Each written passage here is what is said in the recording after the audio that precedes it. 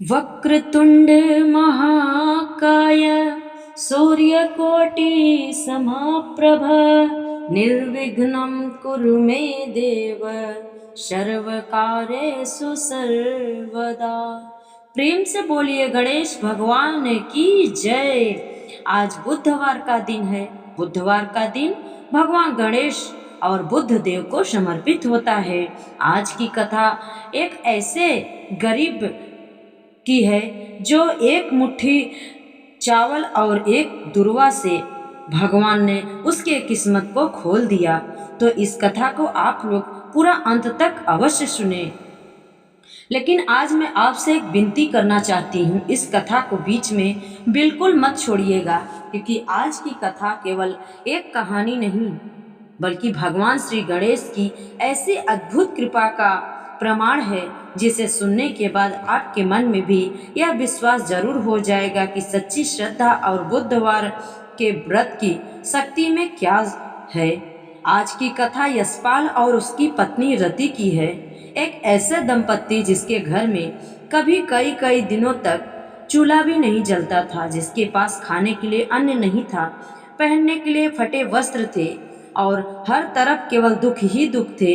लेकिन फिर एक बुधवार ऐसा आया जीवन में जिसने उनके जीवन की पूरी दिशा ही बदल दी। क्या हुआ उस दिन? कैसे एक मुट्ठी दुर्वा और भगवान गणेश पर अटूट विश्वास ने उसकी किस्मत बदल दिया। कैसे झूठे आरोपों के बीच में भी भगवान ने अपने भक्त की रक्षा की। कैसे एक भयंकर बीमारी से मृत्यु के द्वार तक पहुंच चुकी रति को भगवान श्री गणेश ने नया जीवन दिया। और आखिर वह कौन सा रहस्य था जिसे जानने के बाद पूरे राज्य के लोग भगवान गणेश की बुधवार का व्रत करने लगे। इन सभी प्रश्नों का उत्तर जानने के लिए आप कथा को अंत तक अवश्य देखें। कथा के अंत में आपको मैं जरूर बताऊंगी। कहते हैं भगवान श्री गणेश सबसे पहले अपने भक्त के धैर्य की परीक्षा लेते हैं, और जब भक्त विश्वास नहीं छोड़ता तब वे एक ऐसी कृपा बरसाते हैं जिसकी मन में भी कभी कल्पना नहीं की जा रहती। अगर आपके जीवन में बार बार काम बिगड़ रहे हैं, घर में आर्थिक तंगी बनी है, व्यापार में लाभ नहीं हो रहा, नौकरी में बाधाएं आ रही, यदि आपका विवाह नहीं हो रहा है या आपका संतान नहीं हो रहा है, परिवार से कुछ भी आपकी जुड़ी समस्या हो और आपका पीछा नहीं छोड़ रहा है, तो इस कथा को आप पूरे मन से अंत तक अवश्य सुने। शास्त्रों में कहा गया है कि बुधवार के दिन भगवान श्री गणेश की महिमा सुनने और किसी को सुनाने से बुद्धि, विवेक, सुख, समृद्धि और हमारे दुखों का नाश होता है। लेकिन एक बात का आप लोग विशेष जरूर ध्यान दें। आज की कथा के अंतिम भाग में भगवान गणेश अपने भक्तों के लिए एक ऐसा दिव्य संदेश देकर गए जिसे बहुत कम लोग जानते हैं। अगर आप वह संदेश सुन लेंगे तो हो सकता है आपके जीवन को देखने का दृष्टिकोण, आपका नजरिया बदल जाए। इसलिए कथा को बीच में बिल्कुल भी मत छोड़िए। अगर आप सच्चे मन से भगवान श्री गणेश में श्रद्धा भक्ति रखते हैं तो कमेंट में एक बार अवश्य लिखना जय श्री गणेश, और अपने परिवार की सुख समृद्धि के लिए भगवान से मन ही मन प्रार्थना करना। अब मन को शांत कीजिए, भगवान श्री गणेश का नाम लीजिए और श्रद्धा विश्वास के साथ बुधवार व्रत का यह अत्यंत भावपूर्ण और चमत्कारी कथा यशपाल और उसकी पत्नी रति की, जिसने यह सिद्ध कर दिया कि भगवान के दरबार में देर तो हो सकती है लेकिन कभी भगवान हमसे रुष्ट नहीं हो सकते। तो आइए सुनते हैं बुधवार व्रत की यह पावन कथा। ओम श्री गणेशाय नमः। बहुत पहले समय की बात है।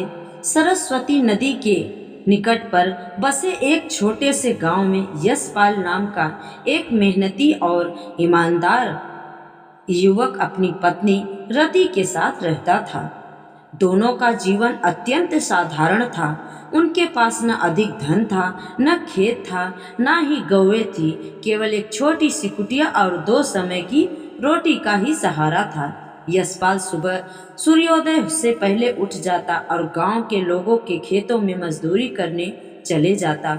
इधर रति घर के सारे काम करने के बाद भगवान गणेश की मिट्टी की छोटी सी प्रतिमा के सामने दीपक जलाकर प्रार्थना करती और भगवान के प्रति रति का बहुत ही विश्वास था। रति का विश्वास था कि जो मनुष्य श्रद्धा और विश्वास से बुधवार का व्रत करता है उसके जीवन की सभी दुख बाधाएं धीरे धीरे एक दिन समाप्त हो जाती हैं, क्योंकि भगवान गणेश का नाम विघ्नहर्ता है, विघ्न नाश करने वाले और बुद्धि समृद्धि प्रदान करने वाले।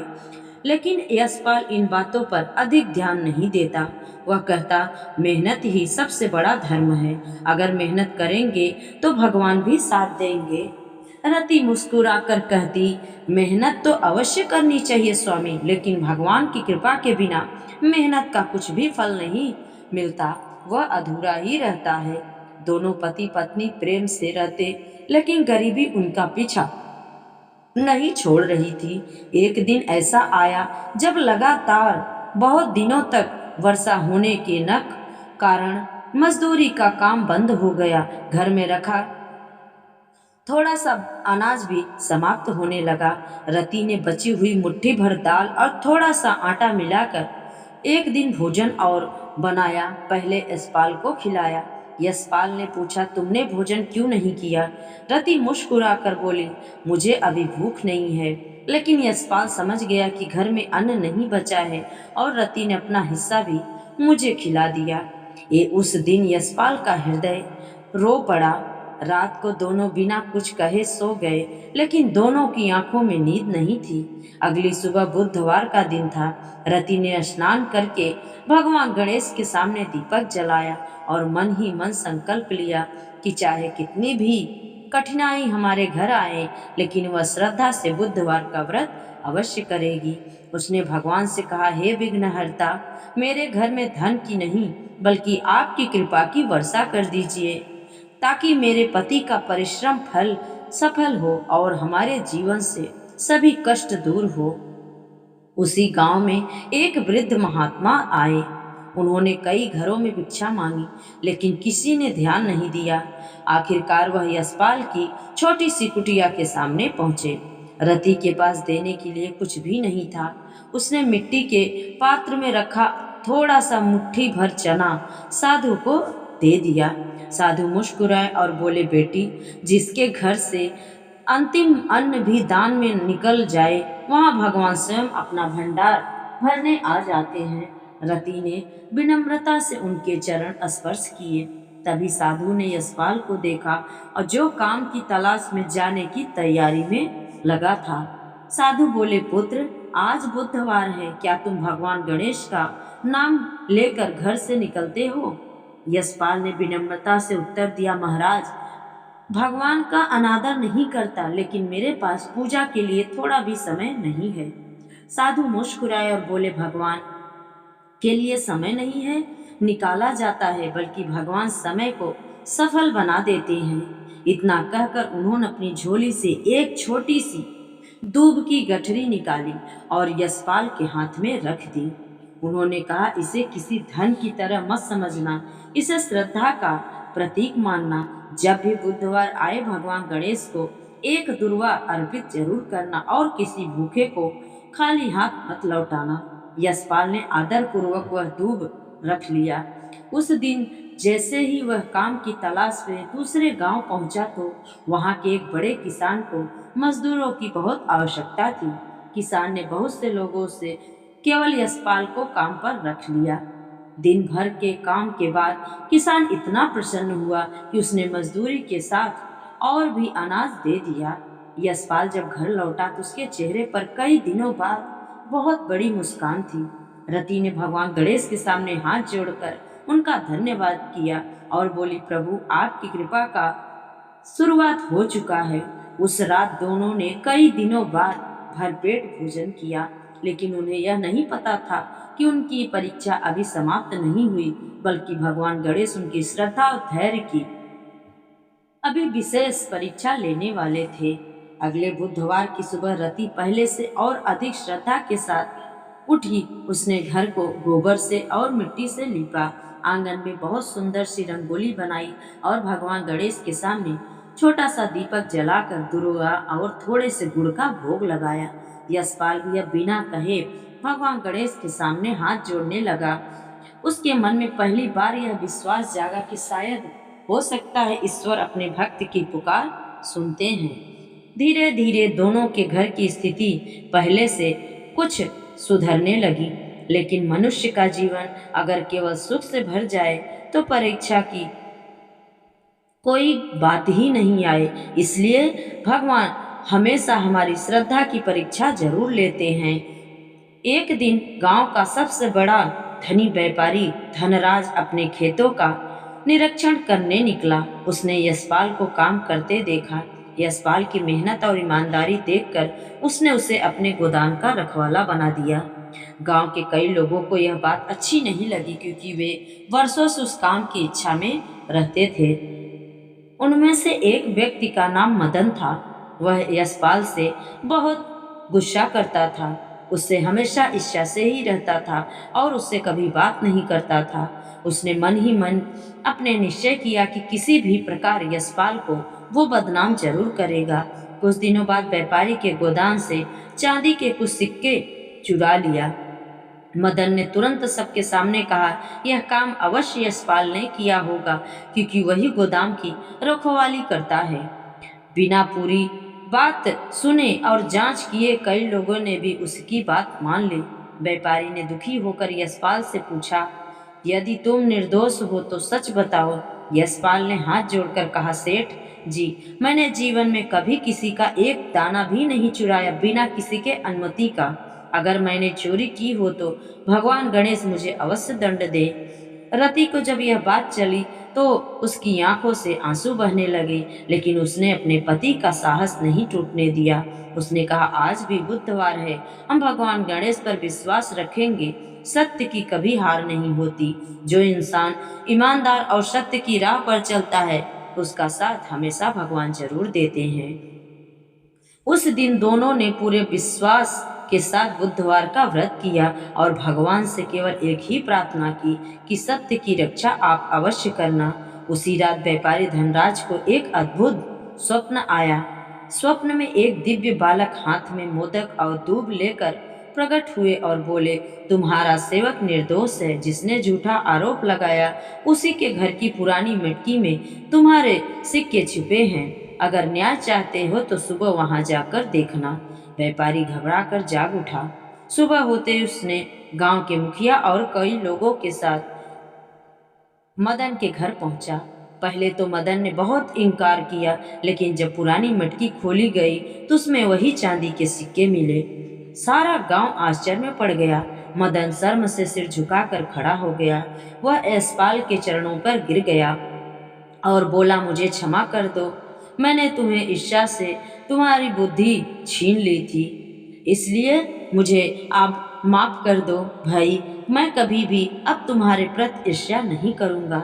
यशपाल ने उसे उठाकर अपने गले लगा लिया और कहा, अगर भगवान ने मुझे क्षमा का अवसर दिया है तो मैं तुम्हें कैसे दंड दे सकता हूँ। व्यापारी धनराज यशपाल की सच्चाई और उदारता देखकर बहुत प्रसन्न हुआ। उसने कहा, आज से तुम केवल रखवाले नहीं बल्कि मेरे पूरे व्यापार के प्रबंधक बन गए हो। गांव के लोगों ने भी पहली बार समझा कि भगवान गणेश केवल धन नहीं देते बल्कि अपने भक्त की प्रतिष्ठा और सम्मान की रक्षा भी करते हैं। कथा कहती है कि जो स्त्री या पुरुष श्रद्धा से बुधवार का व्रत करता है और सत्य और ईमानदारी के साथ कभी भी छोड़ता नहीं, उसके जीवन की सबसे बड़ी से बड़ी बाधा भी धीरे धीरे दूर होने लगती है और भगवान गणेश उसके अपमान को सम्मान में और संकट को सफलता में एक दिन अवश्य बदलते हैं। धीरे धीरे समय बीतता गया। अब यशपाल और रति के घर में पहले जैसी गरीबी नहीं रही, लेकिन दोनों के स्वभाव में थोड़ा भी अहंकार नहीं आया। हर बुधवार वे गरीबों और जरूरतमंदों को भोजन कराते, वस्त्र देते और बच्चों को गुड़ चने का प्रसाद बांटते। उनकी यह सेवा देखकर दूर दूर के लोग भी बुधवार का व्रत करने लगे। लेकिन नियमित ने अभी उसके जीवन की सबसे बड़ी कठिन परीक्षा संभाल कर रखी है। अभी अपने भक्त की परीक्षा लेने के लिए भगवान स्वयं गणेश जरूर आते हैं। तो इसलिए इस कथा को अंत तक अवश्य सुनिएगा। और मैं कथा के अंत में ये चीज जरूर पूछूंगी कि इस कथा में पात्र का क्या नाम था। किस पात्र के ऊपर ये स्टोरी बनी थी। तो आप लोग ध्यान पूर्वक इस कथा को अंत तक अवश्य सुनना और कमेंट में उन दोनों पात्रों का नाम जरूर बताना। यशपाल और रति के। एक दिन अचानक रति गंभीर रूप से बीमार हो गई। गांव के वैद्य ने बहुत उपचार किया लेकिन कोई भी उससे लाभ नहीं हुआ। यशपाल दिन रात भगवान गणेश के सामने बैठकर प्रार्थना करने लगा। उसकी आंखों से आंसू रुकने का नाम ही नहीं ले रहे थे।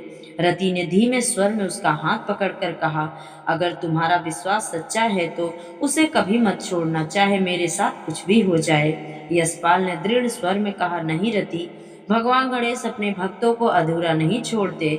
मुझे पूरा विश्वास है कि वे अवश्य कोई न कोई मार्ग जरूर निकालेंगे। उसी रात कुटिया के बाहर किसी के आने की थोड़ी सी आहट सुनाई दी।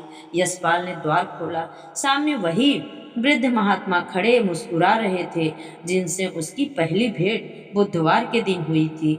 आगे की कथा में यही साधु ऐसा चमत्कार करेंगे जिससे यशपाल और रति का जीवन हमेशा के लिए बदल जाएगा। वृद्ध साधु को अपने द्वार पर देखकर यशपाल की आंखों में आशा की किरण जाग उठी। उसने तुरंत उनके चरण स्पर्श किए और उन्हें आदर पूर्वक भीतर ले आया। साधु ने रति की ओर देखा और अत्यंत दुर्बल हो चुकी थी, फिर भी उनके होठों पर भगवान गणेश का नाम था। साधु मुस्कुराए और बोले, बेटी, जिसने दुख में भी अपने विश्वास को नहीं छोड़ा उसकी रक्षा स्वयं विघ्नहर्ता करते हैं। उन्होंने अपनी झोली से छोटी सी दुर्वा का एक छोटा सा मोदक निकाला और भगवान गणेश की मूर्ति के सामने रख दिया। फिर आंखें बंद करके मंत्रों का जाप करने लगे। कुछ देर बाद उन्होंने वह प्रसाद रति को ग्रहण कराया और यशपाल से कहा, कल प्रातः सूर्योदय से पहले पास के वन में जाना। वहाँ एक प्राचीन गणेश जी का मंदिर है। वर्षों से उसकी पूजा नहीं हुई है। वहाँ जाकर मंदिर की सफाई करना, दीप जलाना और श्रद्धा से भगवान गणेश का नाम लेना। यशपाल ने बिना कोई प्रश्न किए उनकी आज्ञा स्वीकार कर ली। अगली सुबह बुधवार था। यशपाल स्नान करके वन की ओर चल पड़ा। घना जंगल था, चारों ओर सन्नाटा था। बहुत खोजने के बाद उसे बेल और पीपल के वृक्षों के बीच एक पुराना मंदिर दिखाई दिया। मंदिर की दीवारों पर काई जमी हुई थी। आंगन में सूखे पत्तों का ढेर था और भगवान गणेश की प्रतिमा धूल से ढक गई थी। यशपाल ने पूरे मन से मंदिर की सफाई शुरू कर दी। उसने झाड़ू लगाया, सूखे पत्ते हटाए, जल लगा कर प्रतिमा को स्नान कराया, दूब अर्पित किया और मिट्टी का दीपक जलाकर हाथ जोड़कर उसकी आंखों से आंसू बहने लगे और वह बोला, हे विघ्नहर्ता, अगर मेरे जीवन में कोई पुण्य है तो मेरी पति रति को स्वास्थ्य कर दीजिए। मेरे जीवन भर प्रत्येक बुधवार आपका व्रत और सेवा अवश्य करूंगा। जैसे उसने प्रार्थना पूरी की, मंदिर के भीतर एक सुगंध फैल गई। हल्की हवा चली और घंटी अपने आप बज उठी। यशपाल ने उसे भगवान की कृपा मानकर प्रणाम किया और घर लौट आया। घर पहुंचते उसने देखा कि रति पहले से कुछ स्वस्थ दिखाई दे रही है। उसके चेहरे पर हल्की मुस्कान थी। रति ने कहा, आज न जाने क्यों मेरे शरीर की पीड़ा बहुत कम हो गई। ऐसा लगता है जैसे किसी ने मेरे सिर पर करुणा से, प्यार से, ममता से हाथ रख दिया हो। यशपाल की आंखों पर भर आई। उसने भगवान गणेश को बारंबार प्रणाम किया। कुछ ही दिनों में रति पूरी तरह ठीक हो गई। गांव के लोग इसे किसी चमत्कार से कम नहीं मान रहे थे। धीरे धीरे उस पुराने गणेश मंदिर की चर्चा पूरे नगर क्षेत्र में फैल गई। लोग वहां आने लगे, पूजा करने लगे और हर बुधवार दीपक छोटा सा जलाने लगे। बुधवार के दिन भगवान गणेश की श्रद्धा से पूजा करने वाला और सच्चे मन से व्रत करने वाला भक्त जीवन की कठिन से कठिन बाधा को भी पार कर लेता है। भगवान गणेश केवल धन ही नहीं देखते बल्कि स्वास्थ्य, सम्मान, बुद्धि और परिवार का सुख भी प्रदान करते हैं। धीरे धीरे समय व्यतीत होने लगा। यशपाल और रति अब पहले से कहीं अधिक समृद्ध हो चुके, लेकिन उन्होंने कभी अपने पुराने दिन नहीं भूले। हर बुधवार वे निर्धनों को अन्न दान करते, बच्चों को प्रसाद बांटते और गांव के लोगों को भगवान गणेश की महिमा का गुणगान सुनाते। एक दिन उसी गांव में भयंकर सूखा पड़ गया। कुएं सूखने लगे, खेत बंजर हो गए और लोगों के घरों में अन्न की कमी धीरे धीरे होने लगी। कई धनी लोगों ने अपने भंडार बंद कर दिए ताकि उनका अनाज बचा रहे। लेकिन यशपाल ने अपने गोदान के द्वार खोल दिए। उसने कहा, यह धन और अन्न भगवान की कृपा से मिला है। अगर आज यह लोगों के काम न आए तो इसका क्या लाभ है। रति भी अपने हाथों से भोजन बनाकर भूखे लोगों को खिलाने लगी। गांव के बुजुर्ग कहते, जहाँ सेवा और श्रद्धा साथ रहती है वहाँ भगवान स्वयं विघ्नहर्ता निवास करते हैं। उसी रात गांव के मुखिया ने एक अद्भुत सपना देखा। स्वप्न में भगवान गणेश प्रकट हुए और बोले, इस गांव पर मेरी कृपा इसलिए बनी हुई है क्योंकि यहाँ यशपाल और रति जैसे भक्त रहते हैं, जिन्होंने समृद्धि मिलने पर भी सेवा और विनम्रता नहीं छोड़ी, ना अपने मन में घमंड कभी लाए। सुबह होते ही मुखिया ने पूरा स्वप्न पूरे गांव वालों को सुनाया। सभी लोग यशपाल और रति के घर पहुंचे और उनका सम्मान किया। लेकिन यशपाल ने हाथ जोड़कर कहा, अगर किसी का सम्मान करना है तो भगवान गणेश का कीजिए, हम तो केवल उनके छोटे से भक्त हैं। सभी ग्रामवासी उसी दिन पुराने गणेश मंदिर पहुंचे और सामूहिक मिलजुल कर पूजा की। कहा जाता है कि उसी सप्ताह इतनी अच्छी वर्षा हुई, खेतों में हरियाली लौट आई और पूरे गांव में फिर से खुशहाली छा गई। लेकिन कथा अभी समाप्त नहीं हुई थी। यशपाल और रति के जीवन में एक अंतिम परीक्षा अभी शेष बाकी थी, जो वह सिद्ध करेगी कि सच्चे भक्त का विश्वास कभी भी व्यर्थ नहीं जाता और भगवान गणेश की कृपा उस भक्त पर सदैव बनी रहती है। इसलिए कथा को अंत तक जरूर सुनना। समय अपनी गति से धीरे धीरे बढ़ने लगा आगे तक। यशपाल और रति का जीवन अब सुख और शांति से व्यतीत होने लगा, लेकिन दोनों कभी भी अपने पुराने दिन को नहीं भूले, जब उनके घर में एक समय का भोजन भी बहुत कठिनाई से मिलता था। हर बुधवार वो प्रातः काल स्नान करके भगवान गणेश का पूजन करते, दुर्वा अर्पित करते, मोदक का भोग लगाते और निर्धनों को अन्न वस्त्र दान करते। दूर दूर के गांवों से लोग उनके पास आने लगे और पूछते कि आपके जीवन में इतना बड़ा परिवर्तन कैसे आया। यशपाल हमेशा मुस्कुराकर केवल एक ही बात कहता, जब मनुष्य बड़ी मेहनत के साथ भगवान पर विश्वास रखता है तब उसके जीवन का कोई भी विघ्न नहीं टिकता। भगवान गणेश समय आने पर हर कठिनाई का अंत अवश्य करते हैं। एक दिन उन्हीं के बगल में पड़ोसी राज्य राजा शिकार करते हुए उसी वन में पहुंच गया जहां वह प्राचीन गणेश मंदिर था। राजा ने देखा, वर्षों से उजड़ा हुआ मंदिर अब अत्यंत सुंदर दिखाई दे रहा है। वहां दीप जल रहे हैं और भजन हो रहे हैं। दूर दूर से लोग दर्शन करने आ रहे हैं। राजा ने गांव के लोगों से पूछा, इस मंदिर का फिर से निर्माण किसने कराया। सब ने एक ही स्वर में कहा, इसका श्रेय यशपाल और उसकी पत्नी रति को जाता है। राजा ने दोनों को राजमहल बुलाया। जब यशपाल और रति राजा के पास पहुंचे तो राजा ने उनका आदर पूर्वक स्वागत किया और उनके जीवन की पूरी कथा श्रद्धा और प्रेम से सुनी। राजा उसकी सादगी और भक्ति से अत्यंत प्रसन्न हुए। उसने कहा, ऐसे लोग किसी राज्य की सबसे बड़ी संपत्ति होते हैं, जो स्वयं सुखी होने के बाद भी दूसरों का दुख दूर करते हैं। राजा ने उन्हें बहुत सा धन और भूमि देने की बात कही, लेकिन यशपाल ने विनम्रता से कहा, महाराज, हमें केवल उतना ही चाहिए जिससे हमारा परिवार और सेवा का कार्य हमेशा होते रहे। अगर आप देना ही चाहते हो तो उसे भगवान गणेश के मंदिर का जो भी काम हो उसको कराइए और गरीबों के लिए अन्य क्षेत्र बनवाइए। राजा यह सुनकर भावुक हो उठे। उसने उसी दिन मंदिर का भव्य निर्माण कराने का आदेश दिया और वहां प्रतिदिन अन्नदान की व्यवस्था की। कुछ ही महीनों में छोटा सा मंदिर पूरे प्रदेश का प्रसिद्ध तीर्थ बन गया। जहाँ भी भगवान अब गणेश की महिमा की चर्चा होती, वहाँ यशपाल और रति की श्रद्धा का उदाहरण अवश्य होता। एक बुधवार की रात यशपाल और रति मंदिर में भजन कर रहे थे। पूजा समाप्त होने के बाद दोनों भगवान गणेश के चरणों में सिर झुकाकर बैठे थे। तभी पूरे मंदिर में दिव्य प्रकाश फैल गया। ऐसा लगा मानो हजारों दीप एक साथ जल उठे हों। उस दिव्य प्रकाश के मध्य भगवान का एक तेजस्वी स्वर सुनाई दिया, हे यशपाल और हे रति, तुमने कभी धन का घमंड नहीं किया, कभी किसी भूखे को खाली हाथ नहीं लौटाया, कभी असत्य का साथ नहीं दिया और कभी बुधवार के व्रत की मर्यादा नहीं छोड़ी। इसलिए आज से तुम्हारे कुल में सदैव सुख, समृद्धि और धर्म का वास रहेगा। जो भी श्रद्धा से तुम्हारी इस कथा को सुनेगा या पढ़ेगा और बुधवार का व्रत करेगा, उसके जीवन के विघ्न भी धीरे धीरे एक दिन अवश्य दूर होगा। इतना कहते ही वह दिव्य प्रकाश धीरे धीरे लुप्त हो गया। यशपाल और रति की आंखों से आनंद के आंसू बहने लगे। उन्होंने भगवान गणेश को बारंबार प्रणाम किया। उस दिन के बाद उनके जीवन में कभी भी किसी प्रकार का कष्ट नहीं आया।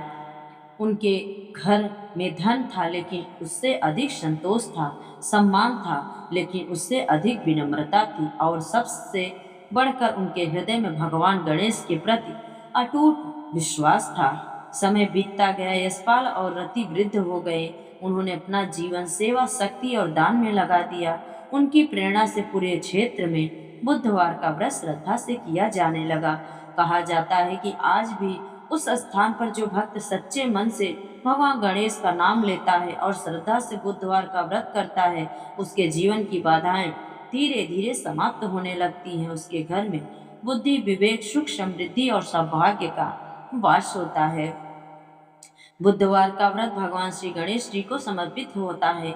जो श्रद्धा और नियम पूर्वक इस व्रत को करता है, उसके जीवन के सभी विघ्न दूर होते हैं। बुद्धि और विवेक की वृद्धि होती है, व्यापार और नौकरी में उन्नति मिलती, परिवार में प्रेम बना रहता है। जिसको संतान नहीं, उसको संतान की सुख प्राप्त होता है, और कितनी भी कठिनाइयां हो धीरे धीरे समाप्त होने लगती है। और भगवान गणेश अपने भक्त की मान मर्यादा के भी सदैव रक्षा करते हैं। इसी विश्वास के साथ जो भी श्रद्धा से इस कथा को सुनता है और बुधवार का व्रत करता है, उस पर भगवान श्री विघ्नहर्ता गणेश की कृपा सदैव सर्वदा बनी रहती है। प्रेम से बोलिए श्री गणेश भगवान की जय। अब आइए सुनते हैं गणेश भगवान की दूसरी व्रत कथा। एक समय की बात है, एक अंधी बुढ़िया थी। उनके एक बेटा और बहू थे। वह हर रोज गणेश जी की पूजा किया करती थी। एक दिन गणेश भगवान ने उससे कहा, बुढ़िया माई कुछ मांग। बुढ़िया ने कहा कि मुझे तो कुछ मांगना नहीं आता। गणेश भगवान ने कहा, अपने बेटे बहू से पूछ ले, फिर मांग लेना। बुढ़िया ने यह सब बात अपने बेटे से कही कि गणेश जी मुझे कुछ मांगने के लिए कहते हैं, क्या मांगूं? बेटे ने कहा कि माँ धन मांग लो। बहू ने कहा कि पोता मांग लो। बुढ़िया ने सोचा कि यह दोनों तो अपने अपने मतलब की चीज मांगने की कह रहे हैं। वह अपनी पड़ोसन के पास गई और बोली कि मुझे गणेश जी कुछ मांगने के लिए बोल रहे हैं, मैं क्या मांगूं? बेटा कहता है धन मांग लो, बहू कहती है पोता मांग लो, तो मैं क्या करूं? पड़ोसन बोली, क्यों ना तुम पैसा मांगो, और क्यों पोता मांगो? थोड़े दिन जीना है तो अपने लिए आंखें मांग लो। बुढ़िया ने पड़ोसन की भी बात मानी नहीं। उसने सोचा कि बेटे बहू की इच्छा मांगनी चाहिए और अपने सुख की भी सोचना है। दूसरे दिन गणेश जी आए। बोले, बुढ़िया कुछ मांग। वह बोली, मैं अपने पोते को सोने के कटोरे में दूध पीना देखना चाहती हूँ। इस तरह के वरदान उसने अपने बेटे के लिए, धन, बहू के लिए एक बेटा और अपने लिए आंखें मांग ली। गणेश जी ने कहा, बुढ़िया माई तुम तो बहुत चतुर हो, तुमने तो सब कुछ मांग लिया। उसे वरदान देकर भगवान गणेश जी अंतर्ध्यान हो गए। हे गणेश महाराज, जैसा उस बुढ़िया को दिया वैसा सबको देना। कहानी कहने वाले को और सुनने वाले को और सारे परिवार को देना। प्रेम से बोलिए गणेश भगवान की जय। अब आइए सुनते हैं गणेश भगवान की आरती। जय गणेश जय गणेश जय गणेश देवा, माता जाकी पार्वती पिता महादेवा। माता जाकी पार्वती पिता महादेवा। एक दंत दयावंत चार भुजाधारी, एक दंत दयावंत चार भुजाधारी। माथे सिंदूर सोहे मूस की सवारी। जय गणेश जय गणेश जय गणेश देवा, माता जाके पार्वती पिता महादेवा। अंधन को आँख देत कोड़िन को काया, अंधन को आँख दे कोड़िन को काया। बाजन को पुत्र देत निर्धन को माया। जय गणेश जय गणेश जय गणेश देवा, माता जाकी पार्वती पिता महादेवा, माता जाकी पार्वती पिता महादेवा। हार चढ़े फूल चढ़े और चढ़े मेवा, हार चढ़े फूल चढ़े और चढ़े मेवा। लड्डुअन का भोग लगे संत करे सेवा। जय गणेश जय गणेश जय गणेश देवा। माता जाकी पार्वती पिता महादेवा। दीनन की लाज रखो शंभु सुतवारी, दीनन की लाज रखो शंभु सुतवारी। कामना को पूर्ण करो जग बलिहारी। जय गणेश जय गणेश जय गणेश देवा। माता जाकी पार्वती पिता महादेवा, माता जाकी पार्वती पिता महादेवा। गणेश भगवान की जय। आप सभी को भगवान गणेश की कृपा हमेशा मिलता रहे। अगर आपने इस कथा को अंत तक सुना है तो आप लोग कमेंट में ज़रूर बताइएगा कि इसमें दोनों पात्र का क्या नाम है। और कथा अच्छी लगे तो लाइक शेयर और चैनल को सब्सक्राइब करना मत भूलिएगा। और भगवान गणेश की कृपा आप पर और आपके सभी परिवार पर बनी रहे। कमेंट में जय श्री गणेश जरूर लिखिएगा। हर हर महादेव।